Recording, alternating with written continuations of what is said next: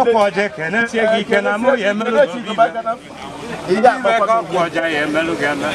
Ibugo kwena mo no ni ugo na ekuru goku onye video na video kwanu nya wiza Ezaza yemekwe na okoja kan kwuru kwa maka na ma awuru go kweri ngwolo onye video na fuka ya ada gwuro ada gwuro da ma we ada he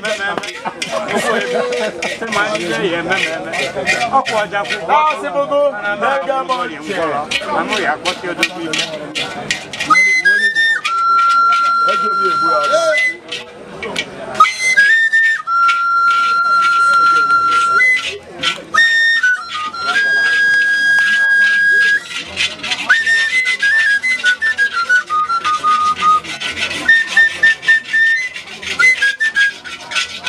Ni mono ola de odogwo ke wo wana nya mo je te ko ni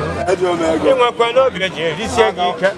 enwe kwa no bi nwanne e ko kwa no ma te ko na ka ku che yi ka e bi si wo ti ri na mo ni